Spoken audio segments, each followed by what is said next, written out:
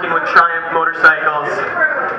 And he's going to introduce you to the rest of our panel tonight. But please, first, everyone give a big round of applause to Phil Reed Jr. Thank you.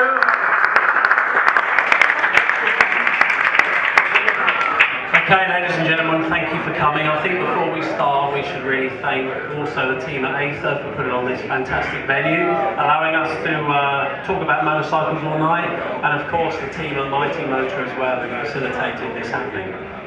So, what are we here to do? We're here to talk about California and the Scrambler. And we've got a great panel of guests here who are able to talk to you about the history and the heritage of the Scrambler. The Scrambler really resonates today. And we want to discuss the origins of that, and particularly how California was a major part of that beginning. So we're going to introduce some of the panel guests that we have here who are going to share some fantastic stories, tales. So to my left we have John Hately, and for those that don't know John was there at the beginning. He's a fantastic racer. He rode the Triumph desert sleds across the desert, speedway, flat track, road racing, and he's got some fantastic stories.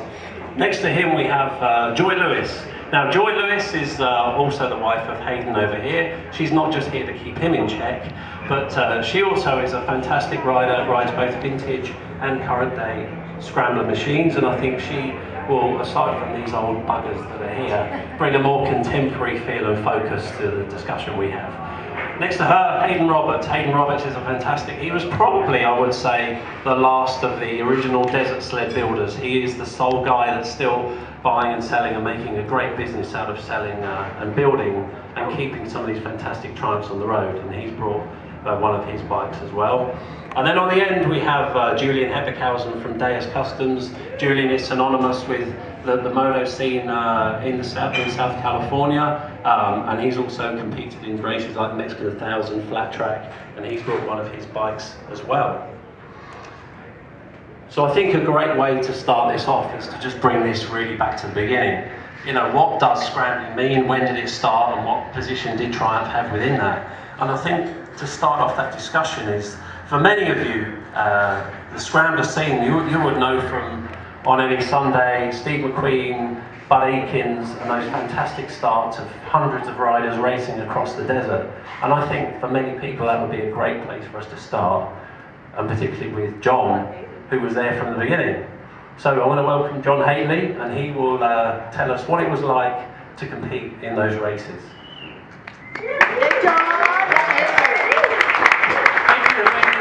Everyone. First of all, I have to know how many Triumph riders and fanners are in the room. No, cheer. We want to cheer. Come on. Okay. That being said, I was fortunate enough to grow up in Southern California. My father had a Triumph dealership, Triumph of Burbank, for those of you who didn't know. And one of the first places I went was the desert, the Mojave Desert. And that's where I threw my leg over a Triumph 200 Cub.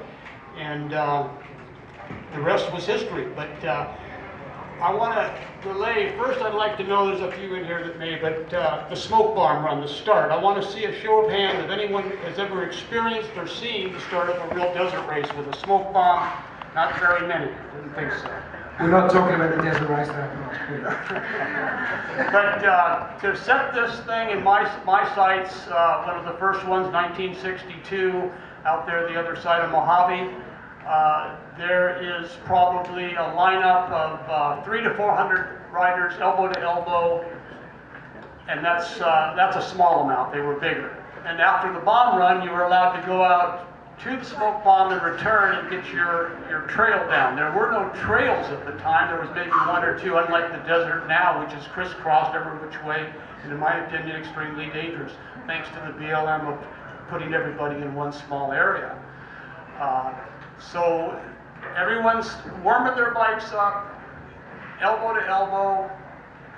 The truck, the banner is probably a quarter mile out in the distance. The smoke bomb burning tires is about 3/4 of a mile out. You can't miss it. There's a few bikes running, then somebody dead engine. Shut them off, engine's off, engine's off. And then it gets a little bit quiet, and then the banner goes up. Then it goes completely silent. You may hear the flicker of the Kickstarter going out, or a clutch flipper or something, clearing a clutch. And then the twitch of the banner, dead engine start, off they go. And it is an experience that unless you've done that, it is just that. It's an experience. And wide open, line of sight, head for the burning tires, pick your line, and then they funneled you down into the ribbon and the line which they use to mark the course. And that was my experience at 9 years old on the Cub. And it was something I'll never forget. So if that paints a picture for you, I hope it did. It did. Good job. So, bringing in Hayden at this point here, I mean, you've brought a very special bike. Perhaps you can explain what that is and its history within desert racing and why it looks the way that it does. Yeah, so this is a 1960 Triumph TR6. Belonged to a guy called Buck Smith, who was a pretty great racer and more so an innovator of the what was the Desert Sled. I don't think it was called the Desert Sled at the time. I think that was something we kind of attributed later on. It's definitely the oldest bike here, and as you'll notice, it's built like a tank. It wasn't made to go around things. As John just pointed out, the race to a smoke bomb was, 4 or 5 in some cases on the Big Bear on 1,500 riders wide, and everyone's going for the same point in the distance. And so, whatever you came upon in your path between you and the smoke bomb, you went over. You didn't go around. You went straight over. You look at this bike and everything's handmade. There was no aftermarket accessories at the time. The forks were made up the street in Sunderland by a guy quite Buck Smith. A Triumph at the time came with maybe 5-6 inches of travel in the front. These are 8, 9. The big bash plates made by a company locally. And it's just made to go over things. In the ring.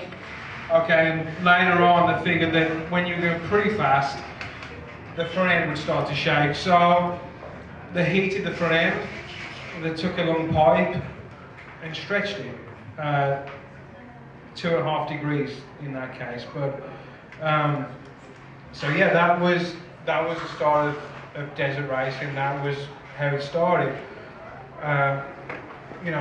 Again, just a real tank of a bike. So what was the, maybe John can answer, or I mean even Julian who's ridden some races, what was the technique? Because today desert racing is wide open and you're floating on the top of the sand. What was the technique for doing this? WFO. Is that one? Yeah, a lot of guts, a lot of determination. These things, you've heard them nicknamed as dinosaurs. They are. They're very, for the day everyone thought they handled great.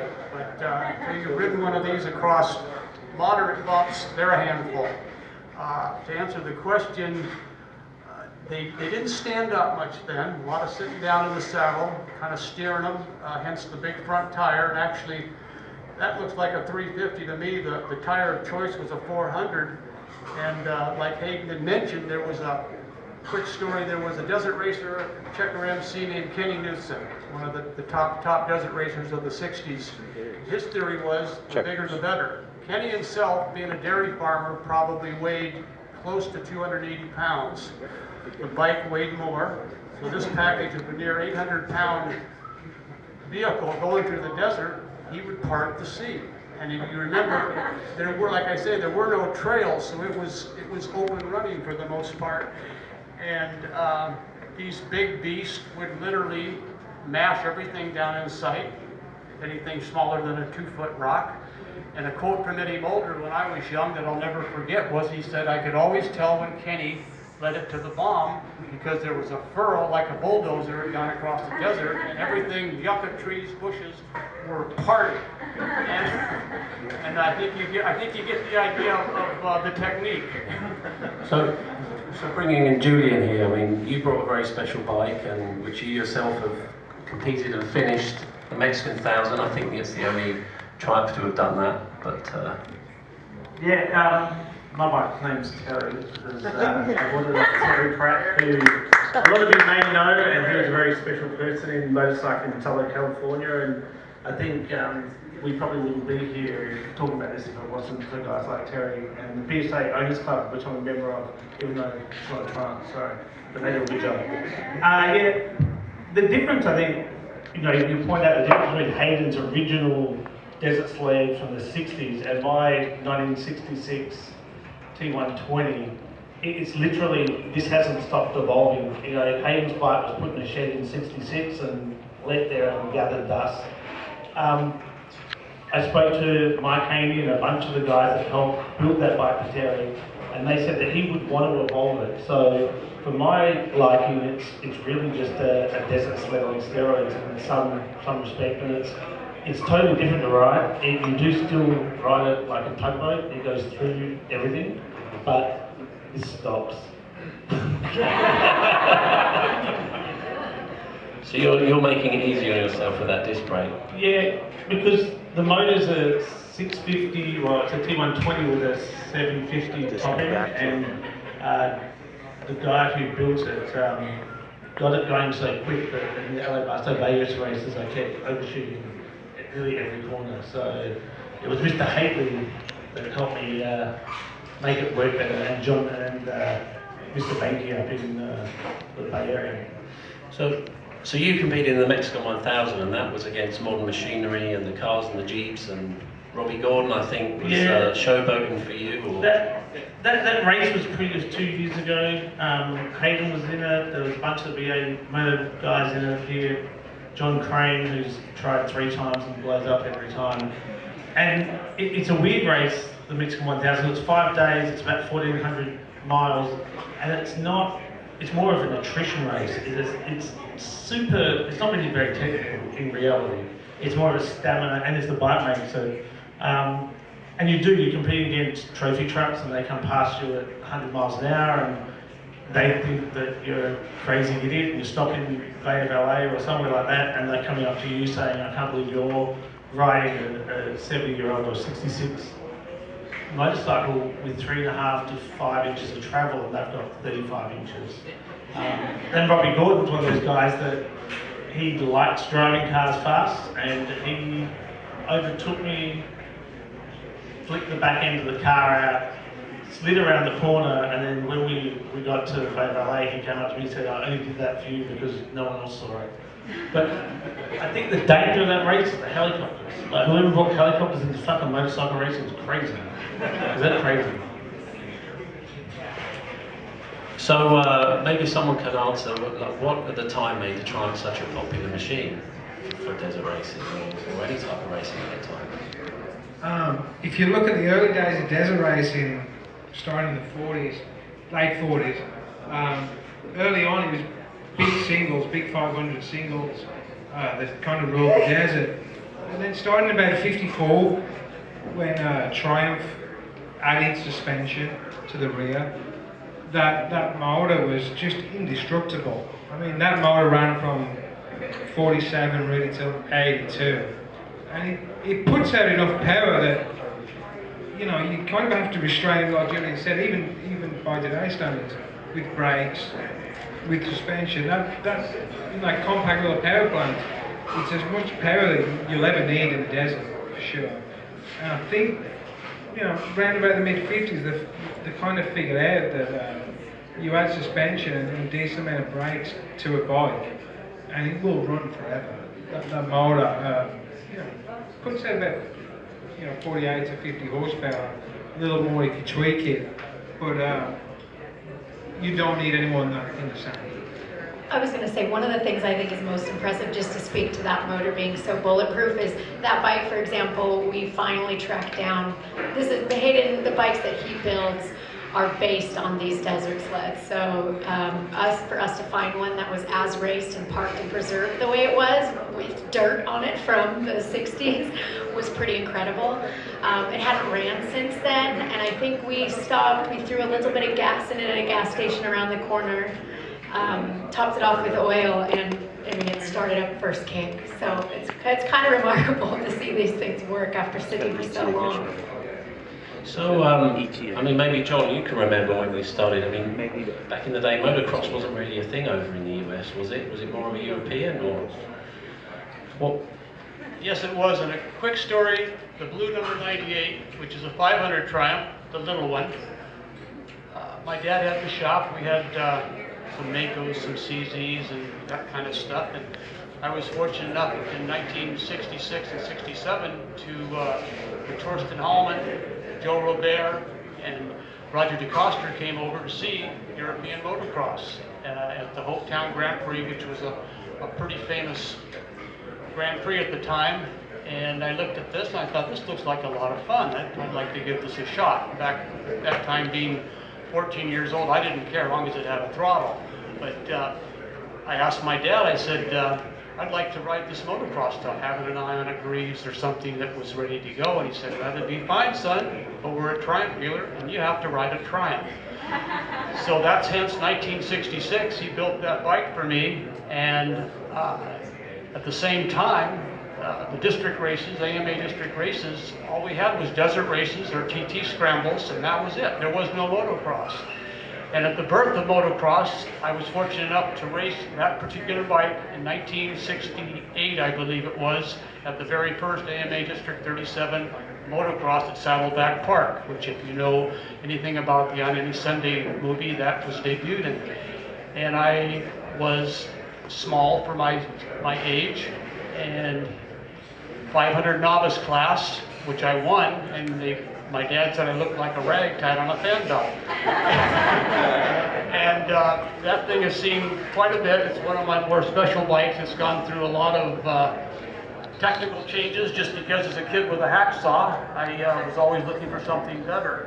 But that was the birth of motocross for me and for America. There was quite a big meaning to that, and that particular bike campaigned in various Grand Prix and motocrosses for quite a few years. So it's a very, very dear bike to me. And ironically, I've handed it down to just ride my youngest son, who's in his 20s, recently at the Day in the Dirt Grand Prix, and rode the bike next to it, the 650, the same bike that I campaigned. And it was quite ironic to ride next to your own child on a bike that had meant so much. And it was like a mirror image watching. He had the similar style to me, so I got to watch my bike that I raced with him next to me, and there are some great photos that luckily somebody captured. So it was a very special moment. But these things have a lot of history. To John's point, that's a 1960 Triumph, and it's a 1967-ish. 68, 66. Yeah, 66 in a Cheney frame, which was an aftermarket frame. And the difference between that and that is just light years. That probably weighs about 150 pounds. 150 pounds now. So the leaps and bounds between 1960 and 1966 was immense. You figure Monoshock started in 1974 with the Yamaha. They're still using that today, 40 odd years later. There were, just kind of homespun techniques and this is what works, and guys in the garages, especially in LA, progressed the bike so much in such a short period of time compared to today. That's true. Today, I like to make the point that that bike is a perfect example of garage craftsmanship, handmade parts. There were UPS didn't just send it to you in the mail. You had to know what you were building and make it. Same thing with these two. Today you buy a new motocrosser, my gosh, even the grips are good. That wasn't the case back in the 60s and 70s. You had, if you were going to win and be competitive, you had to have a mechanical edge, let alone a physical edge, to be competitive. And that's sadly enough, that's slipping away today. Everybody orders the parts online. If they're smart enough to know what end of a screwdriver to hang on to, they bolt it on, and that's the way it goes. It's kind of a sad thing seeing slip away of the true American craftsmanship. But I'm not going to sell my tools. So I was going to ask that Scrambler is now synonymous almost with an aesthetic, with a scene. Many manufacturers are coming in. But what is it you think about what they call Scrambler desert racing that makes it still so popular today?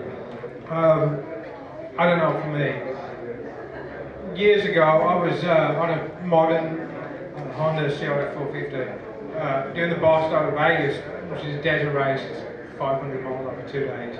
And I was just outside of Vegas in a place called Red Rock Canyon, which is, if you've ever done the Barstow to Vegas, that's the place where it separates the men from the boys.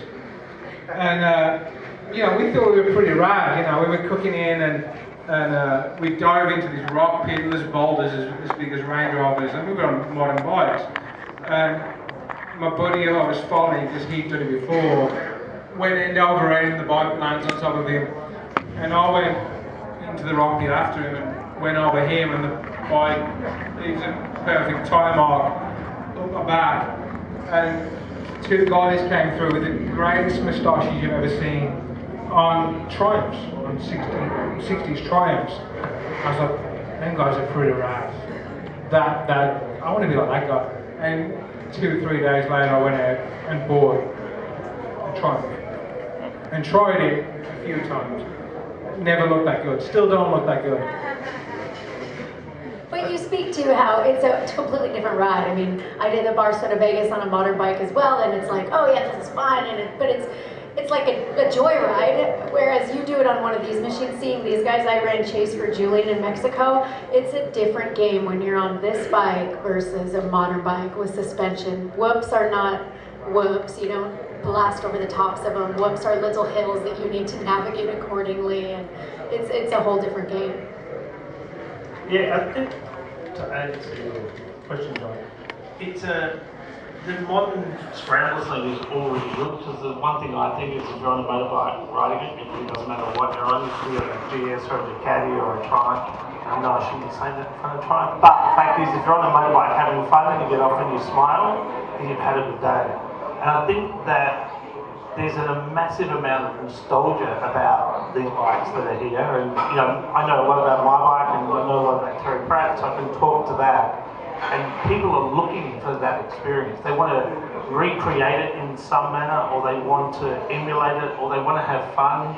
And the desert's an escape, you know, Joshua Tree or Pioneer Town and all that sort of area. People are seeing that as an escape, especially from Los Angeles, which is a completely different world we live in here to a lot of places. So if you're in Spain, the Scrambler seems different because it's already all wide open. Whereas here, people see it as an escapism mechanism from the week grind, and you can do that on a GS or a Scrambler. Maybe I should have said a Tiger. Shit. Yeah. You can do that on a Tiger. They're really good. They sell this low one for shorter girls. You can go buy a really red bike. Get one. And also, you know, you'll be riding down the street sometimes, you'll be a bit of PCH or Mulholland, and you'll see that little dirt off ramp that goes up a hill, and you're like, someone's been up there before. And if you can jump off the road with your buddies and tear up that hill, that's the coolest thing ever. You just want a bike that you can ride on the road, but you can do some donuts in the dirt. That's all you want. I think for me that was really my draw to Scramblers, is being able, just the access to the outdoors and camping and everything. And so you definitely, where we are now and the way everything is so developed, you spend a lot of time on a freeway or a lot of time on a public road. But when you get to where you want to go, it tends to be off-road. You're in, you know, kind of out in the middle of nowhere, and you need to have that ability to be able to get around obstacles or whatever. And so that's where I feel like the Scrambler, having the higher clearance, the higher pipe,